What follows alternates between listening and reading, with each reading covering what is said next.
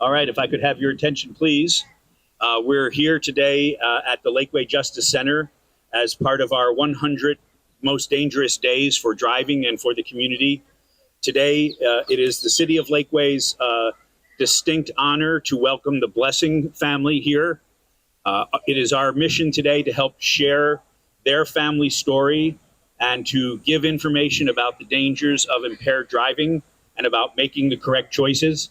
The City of Lakeway Police Department participates in all the TxDOT programs to prevent drug driving and bad choices.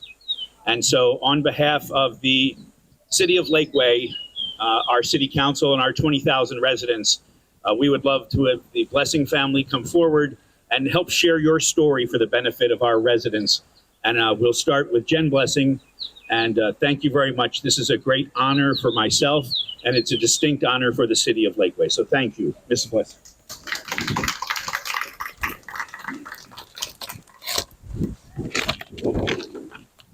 Good morning. I want to start off by thanking everyone who had a hand in organizing this event and allowing us to come and share our story. I want to encourage you as you listen to our story, don't just hear a hard story, but instead consider how your choices can make a difference. You can be the generation that stands up and makes a change. My name is Jen Blessing, and my family and I are here to share the story of our daughter Aspen and how important one choice can be. First, I want to share a little bit about Aspen. Aspen was a beautiful 18-year-old. Her smile would light up the room. She loved deeply and had so much to live for. Aspen was a daughter, a sister, a sister-in-law, an aunt, a granddaughter, and a friend to many. She wasn't just my oldest daughter, but our relationship was transitioning into a beautiful friendship as she got older. She was living on her own and trying to figure out who she was and what she wanted to do with her life. She had finally decided to work on becoming an EMT because she loved to help people. She wasn't perfect and made her own mistakes. She had a relationship with Jesus, but was looking into other things to try and find her identity and purpose. She had pulled away from us and wasn't making the best choices. Just a few months before her crash, we were called to pick her up from a party where she had been drinking. I will forever be thankful for the friend who was watching over her and made the brave decision to call us. Thankfully, this seemed to be a wake-up call for Aspen, and she realized her choices weren't giving her the life she wanted. Unfortunately, just over a year ago, our world came crashing down. We would go to bed on a Saturday night, not realizing the next morning would change our lives and test every bit of faith that we had. On March 10th, 2024, just 5 days before Aspen's 19th birthday, our world was torn apart. Aspen had spent the evening with us celebrating her brother's birthday, and I will forever be thankful for that last late night talk, snuggle on the couch, and hug goodnight. One last love you, Mama. Aspen left our house at 3:53 a.m. after texting me letting me know she was going to Abilene to hang out with friends. She ended that text with, "I love you so much. It was good seeing you tonight, and I've missed you." Then at 4:09, just 16 minutes later, our sweet girl was hit by a drunk driver who was traveling the wrong way on I-20. She was instantly killed. None of us will ever forget that morning. I remember having a trooper catch me in the doorway to keep me from hitting the ground, crying out in the deepest agony, wishing it was a bad dream. Having her sister wake up and seeing the troopers in the house. Having to wake up her other siblings and tell them the news. Having to call her older brother, grandparents, and friends, and somehow managing to get the words, "Aspen was killed in a car wreck," out of our mouths. In the midst of shock and grief, we had to plan a celebration of life service on her 19th birthday and try to make sense of everything that had just happened. Hi, I'm Kafira Blessing, and I'm 12 years old. I'm one of Aspen's younger sisters. Aspen's wreck has impacted me, my family, my friends, and so many others. The morning of the wreck, my dad woke me up to what I thought was just a normal Sunday morning.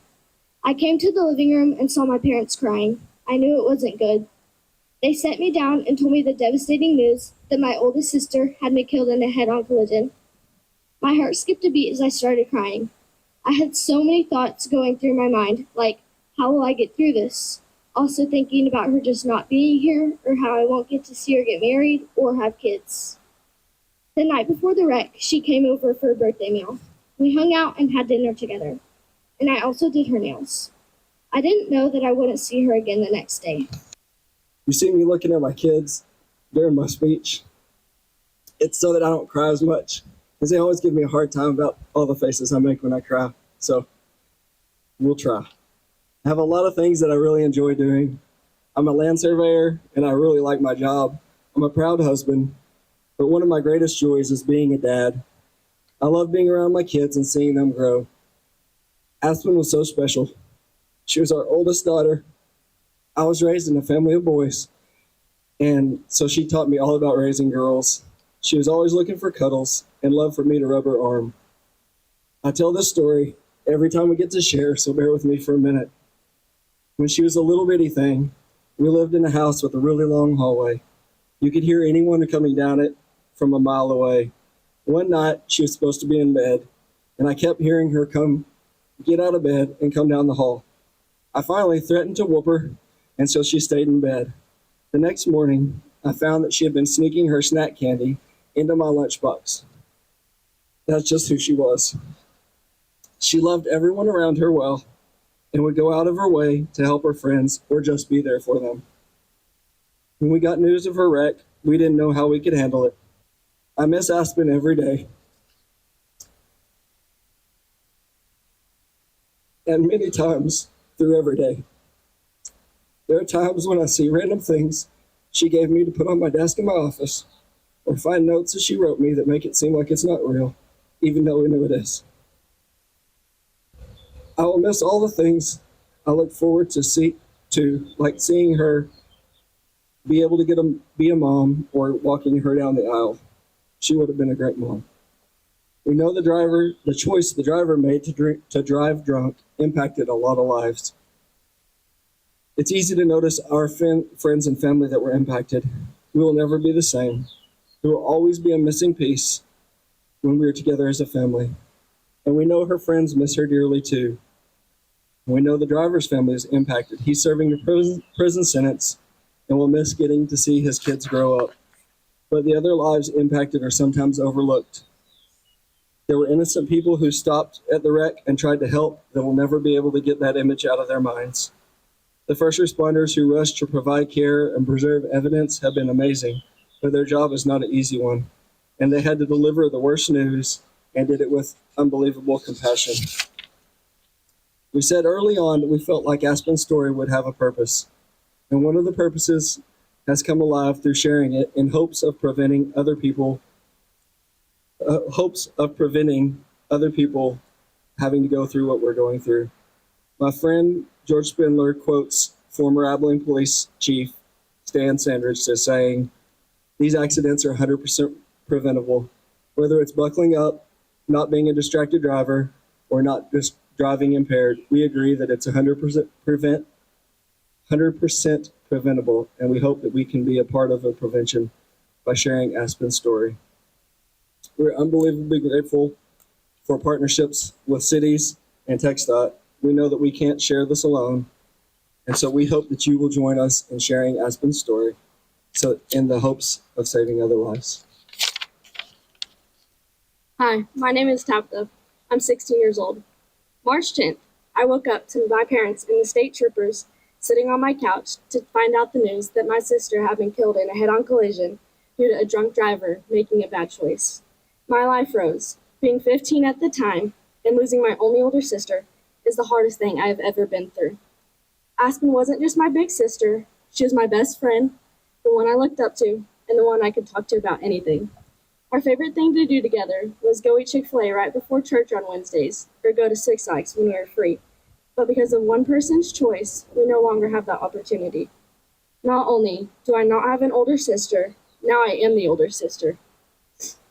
I'm still grieving and always will, but I'm getting through this with the Lord and comfort from family and friends. Jesus is my hope, and he's going to help us. Jesus says, "I am the way, the truth, and the life. No one comes to the Father except through me." John 14:6. We have hope of seeing Aspen because she loved Jesus and knew that he was the only way to heaven. The Bible says in Philippians 4:13, "I can do all things through Christ who strengthens me." This has stuck with me because during the times that I felt like everything was falling apart and going wrong, I remember this verse.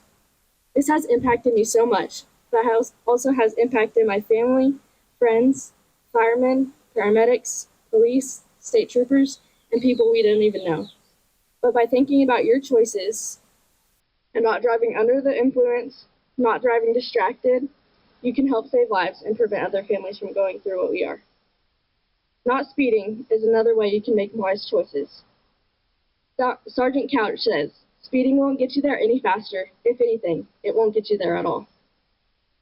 After we leave today, I want y'all to think about how you would feel if you made a choice that changed someone's family's life like this, or if someone made a choice and your family's life was impacted. Please understand how much you matter and how much one choice matters.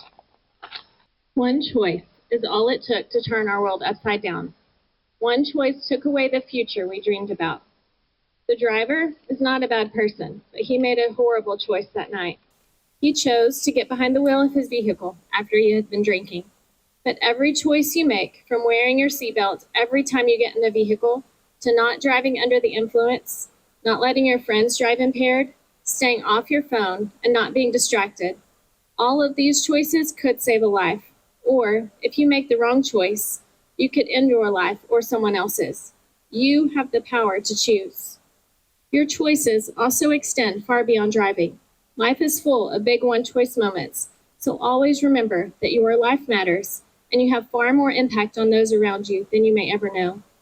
Your past choices don't have to define who you are. You have people in your life that love you. Encourage those around you and walk in love and kindness. Stand up for others around you and help them make wise choices. It would be easy to just focus on how hard this journey has been, but the truth is, every choice you make has a ripple effect. Every first responder on the scene and the bystanders who stopped to help will forever carry those images in their minds. They were the ones who saw the trauma firsthand. The firefighters had to cut her out of her car. The JP had to call time of death. And then the state troopers that had been on scene all morning had to come to our house and be the one to tell us that Aspen had been killed.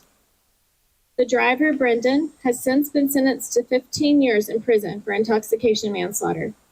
His choice not only changed our lives, but the life of his family and friends. His young children will grow up without him being present in the home, and his wife has to learn how to be a single mom.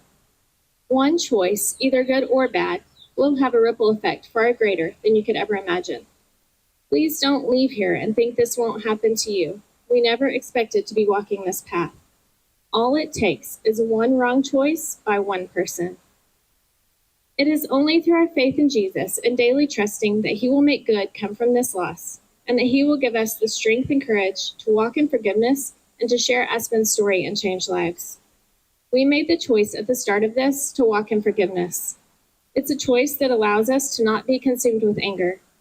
It allowed us to speak forgiveness over the driver just 3 months after the crash, and it also allowed us to speak to him in court and express how our desire is for him to change his life and use his story to make an impact. His choice doesn't define who he is. He now has the ability to take his story and make an impact on those around him. I want to leave you with a few final thoughts. November 7th, 2000 was the last fatal-free day on Texas roadways. That means it's been over 24 years since we've not had a death on the roadways in Texas. In 2024, there were over 4,100 deaths, and so far in 2025, there have been over 1,900 deaths. This is an average about 11 deaths a day.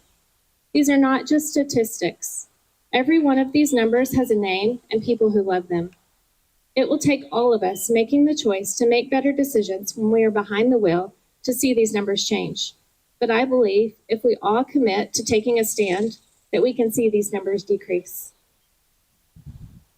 We have her car here. And I want to take a moment and have you think about if this was your story, your family, your brother, your sister, your best friend, or the friend that you've been hanging out with this summer. What if they were the ones in this car?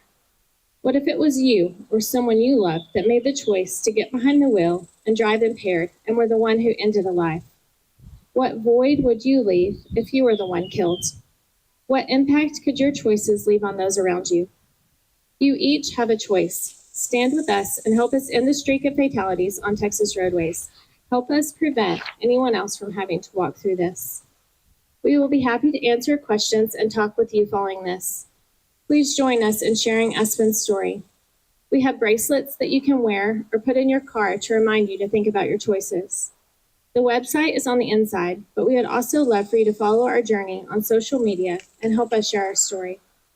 We would like to thank you again for your time, and it has been an honor speaking with you today.